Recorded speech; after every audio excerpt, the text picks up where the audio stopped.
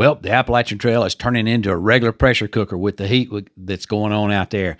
We got hikers that are taking Neros and zeros in extended periods of time, getting away from this heat, dozens of them in hostels up north where the bubble is. We got one famous shelter that is now boarded up, closed down, done, can't stay there. We got a bridge that has been out and has caused some major detours that's going to be replaced. One of our major NOBO contributors decided that he is not going to be updating us anymore. He's going home. That's because he summited Katahdin, and that is awesome. We've also got hikers that are out there that are making some major decisions about flipping up because we might be running out of time. All this and thru-hiker reports from the thru-hikers coming from the trail. Let's go. First up is the Jones family, and they are in the Shenandoah National Park. Hey, Ramdino, we're out here in the Shenandoahs at mile marker 885. We're still out here walking and sweating, experiencing this heat wave, but we're staying hydrated best we can. There's not much water in this section, I will tell you that, but we're toting a lot of water with us. So what else? I think that's about it. Yeah, just want to check in. Yeah, so thanks for everything you do. All right, we'll check in another little while. Mama? Wow, you can just look at them and see the heat that they've been walking through. You know, that's kind of that look of, let me tell you something without me telling you something. But thanks a lot, guys, for sending in that update. Looking forward to you continuing on north. Zuko and Flat Peak, they decided they're going to flip on up to Killington to avoid some of the heat and also make it to Katahdin by the time that Katahdin closes, and they send in their update. Hey, Ramdino. So we flip north. Look, it's Amicalola all over again. These are actually Thundering Falls just north of Rutland in Killington. So Flat Pick and Zuko. All right, see you later. Zuko also sent in that they were going to have to flip up eventually anyway to make it to Katahdin, but not only that the Kennebec River Ferry closes on September 30th. They also sent an update that they've seen plenty of water on the trail, so appreciate that information. They also wanted to let us know that the bus there that runs from Rutland to Killington in Vermont, it used to be free for hikers and is no longer free. Now, I think she said it costs $3 to ride that. So, and that's as of July 1st. So appreciate that. Heads up, looks like a lot of things that used to be free for hikers are not free anymore. So, but $3 is a cheap shuttle ride into town on the bus there. Fraggle, he reports in after a long hiatus. Hey Rambino, Fraggle on the Appalachian 2026 here. I hope you can hear me over the sound of Great Falls in Connecticut. I haven't been sending you much updates because I'm not sure I felt myself worthy, but I'll tell you what, that'll make you feel worthy. I am so glad and fortunate to be 1,500 miles in on the Appalachian Trail. I think I'm going to do this thing, man. Thanks, Ramdino, for all you do. Oh, heck yeah, Fraggle. Don't ever think you're not worthy. You're always worthy. You're a member of our community. You're worthy to be on this channel. That smells like smoke. Don't ever say anything like that. So just appreciate you sending in that update. Please continue to do so. Then we got Ash and Tie-Dye Goat. They hit their last state, sent in their update. Hey, Ramdino, it's Ash. Tie-Dye Goat. It is Tuesday, June the 30th, and we have made our last state. Woohoo! Let's see, water, since we hit the Mahoosic area, has been basically fill up whenever you can. Swamp water, bog water, but there's a few creeks. Trail, a lot of down trees, actually. A lot of down trees. A lot of down trees. Up from Highway US 2 Hogan Road up to the state line. There's down trees. About to hit Mahoosic Notch tomorrow, and we'll touch base later in the week and let you know if we've made it through that one alive.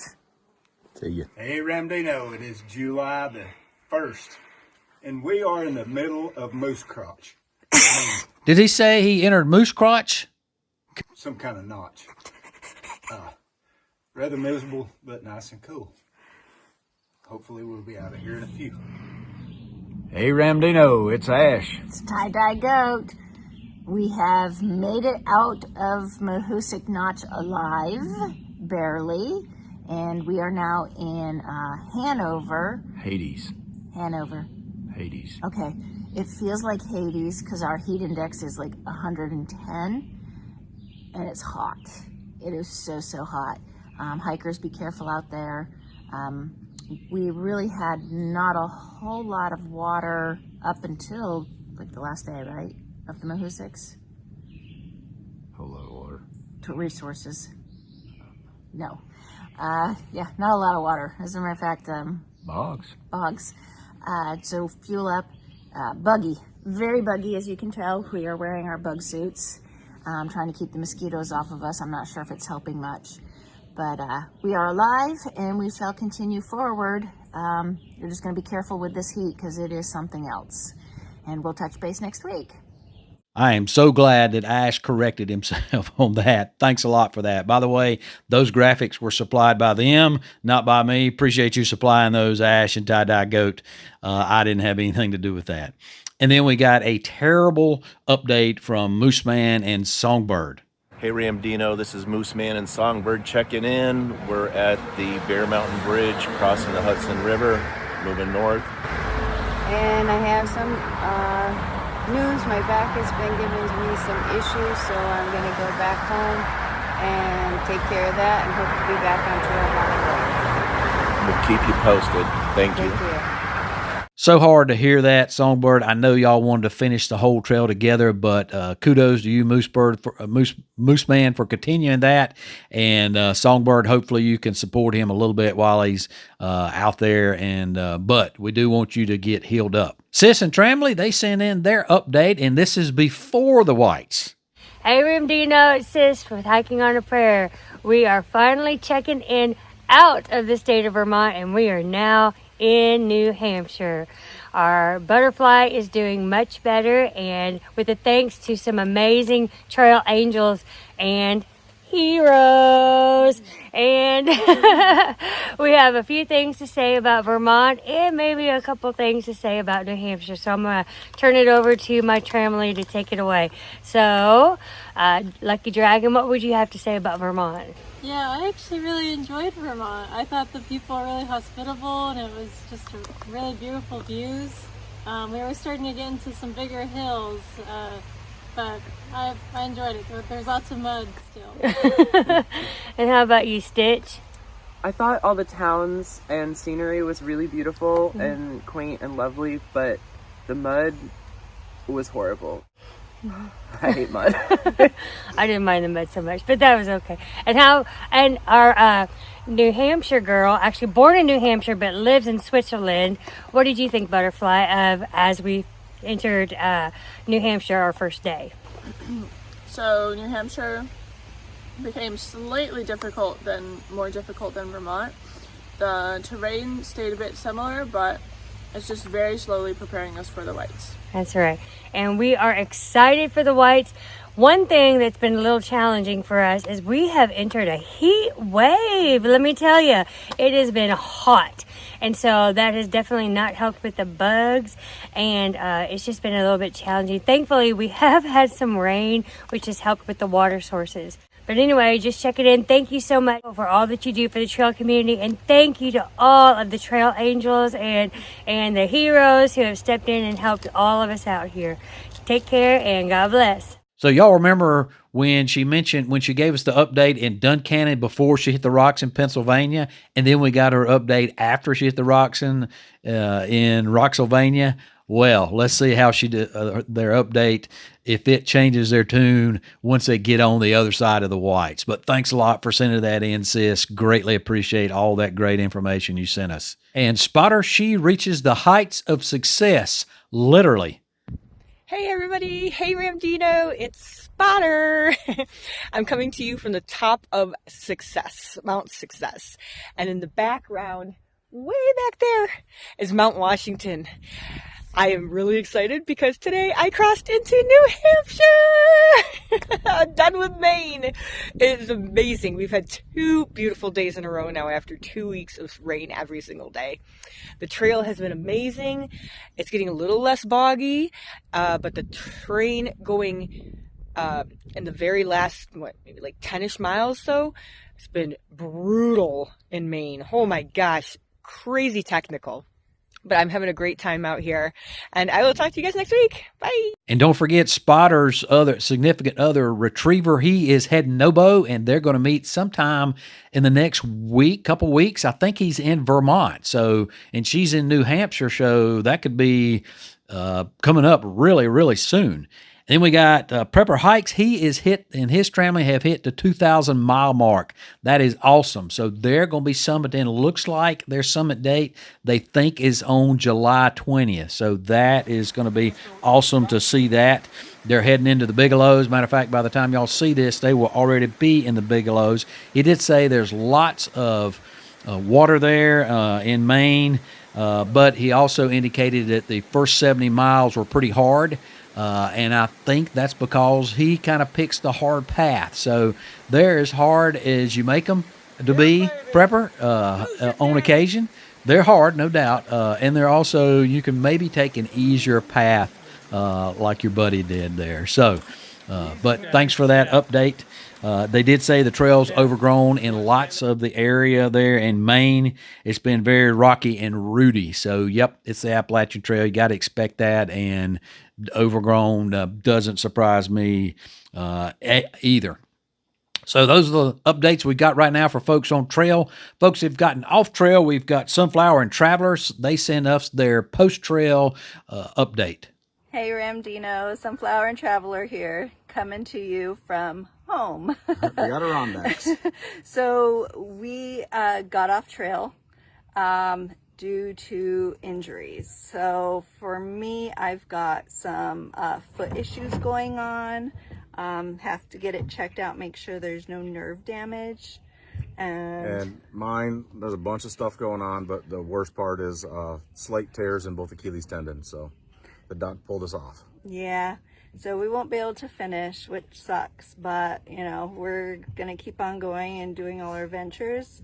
But thank you so much for everything you do and putting on the channel and giving all the information out. We really appreciate it, and hope to see you sometime on trail. You're the man, Ramdino. Bye. Always hard to see hikers that have to get off because of injury and everything, but greatly appreciate those that do let us know they're off. We worry about you when we don't have to get your updates, and so thanks a lot for letting us know about that. And we mentioned Checklist last week that he had to get off for a family, and he sent in this week to me that his mom passed away from a chronic respiratory disorder that she'd had for a while, and she did pass from that. So I am glad that he got home. We're glad that he got home before that occurred. He did say that he felt like he was going to be getting back on the trail real soon because that's what his mom would have wanted. Checklist. He also wanted to thank the folks in the hiker community that had sent up prayers and well wishes and all that stuff for towards him, and I think that's great that the hiker community can do that for folks, particularly on his other social media that he's got out there. So he was just truly overwhelmed about how y'all came around him and helped him without that. But he says he's going to be back because that's what his mom would have wanted. Plans to restart around mile 1500 at Bear Mountain, Connecticut, and then he's going to continue north to Katahdin before flipping back to Eggbill. So you're in our thoughts and prayers checklist. Greatly appreciate that. That's all the thru-hikers we've got this week, their updates. Anybody else is out there, please send those updates to me. You can send them through me through a DM or through email. Any of those links down below, whether you've been updating us on a regular basis or not, we want to hear from you. And we don't have a lot of Sobos on there. So we'd like to get some more Sobos, of course, Nobos and Flip-Floppers. We want to hear from you as well. And then news we got going on out there on the trail. So Whispers, he reports in that a company has been hired to replace the Great Gulf Bridge. So you'll recall that bridge is a suspension bridge and they closed it down last year, and they put in a detour that can be a problem detour, particularly when there's high water. So when the water's not too high, you can get across that river there that bridge went across. But when the water's high, it is not passable, and you'll have to take the detour. For Nobo, it's not too bad. You can walk up and look at it. You're going to have to backtrack quite a bit, but Sobos, you really have to backtrack it. And the problem with the detours for Nobos is you miss quite a bit of stuff there on the trail. So you miss, I believe it's the Pinkham's Notch, and you'll also miss the Wildcat. And so if you'll have to take a shuttle back to do all that once you take the detour around. So don't know when they're going to get that fixed. It's interesting. The post came from an engineering firm that has been hired to design the replacement. So when they say hired to replace it, that means they're going to come up with the drawings for it. So it takes a while to come up with the drawings. They've got to do surveys of that area. There's a lot, and I come from the architectural field, while these aren't architects, engineering requires the same amount of prep work. So they've got to do a lot of surveying up there to determine how they're going to replace the bridge. So they're not going to fix it, they're going to replace it. That's specifically what the Facebook post noted. So they got to determine what type of bridge they're going to use. Is it going to be another suspension bridge? What type of suspension bridge? Is it going to be just a bridge that is made out of structural steel that spans the whole thing without being a suspension type that's self-supporting? So there's a lot of unknowns there, but a lot of stuff's got to take time, and that doesn't include whatever the National Forest Service, if the Park Service is involved in it, what all of the entities that are involved in it, what they have to say about the design and the different design reviews they've got to go through. And then you've got, once all that gets vetted out and they get the okay to actually do the work, and they've appropriated the funds to do the work, then now they've got to have a contractor, and typically that's going to be let out to bid. So there's a whole process. So I would not look for any of this to take place anytime in the near future. Probably maybe a couple years. Certainly won't be this year, and I doubt it'll be next year, 2027. So we'll be lucky if it's 2028, but we'll keep you posted. I've reached out to that engineering firm and asked them some questions, have not heard back from them yet. And then Twizzler, he sends in that the 501 shelter is indeed closed and is boarded up, and that was confirmed by Yard Sale, who's the owner of the Lookout Hostel up there in northern Pennsylvania. And so right now the Eckville shelter, it is scheduled to be closed as well, but there is a caretaker there that is in the house on the property, and right now that is still open, but it's just a matter of time before the National Park Service and the 501 and the Eckville were both owned by the National Park Service, and they decided to close those down. So it's just a matter of time before that happens. And Yard Sale also sent me a post that there was 40 hikers held up in hostels in Port Clinton waiting out the heat, and that they had been full for 3 days with hikers taking zeros because of the heat. And the heat has not dissipated a lot up there. We got a heat dome right over the Pennsylvania area where that bubble is. So I'm sure they're going to be getting out and doing maybe even some night hikes. So we'll see how things progress up there. If you're a hiker that's stuck in that heat and you took some zeros or Neros up there and decided, let us know what you did. We'd be interested to hear and how many folks were in the hostel with you and everything. Be interested to know how that went down up there. I had my Patreon drawer for my paid Patreon members, and the winner of the box of electrolytes that I sent out was Laurel. So appreciate, Laurel, you being a supporter of the channel through Patreon, but also as a subscriber and a viewer, and just greatly appreciate that. And so we have got that box of electrolytes coming your way. And I'll be doing another raffle for that for all my paid Patreon members coming up in the month of July. So it'll be toward the end of the month of July. And if you're a Patreon member, and I have 3 different levels: day hiker, section hiker, through hiker. And day hikers will get 1 point, section hikers 2, and through hikers will get 3. And then I'll put all those, and that'll give you the random numbers that you have, and then I'll generate a random number, and that's how I'll pick the raffle winner out there. So we'll get that sent out to you. Appreciate all my Patreon supporters out there. Appreciate everybody in the hiking community that supports me out there. And the best way you can support me, if you're not on a Patreon member, is you can leave a comment down below, give me a thumbs up, subscribe to this channel. That brings more folks in here. That lets the algorithm bring more folks, so that we can bring more people into the hiker community and help them to get out there in God's creation and enjoy it just like we do out there. Or for those that can't get out, they can live vicariously through other hikers that are on this channel. Folks, that's all I've got this week. As always, appreciate you, and we hope to see you out there.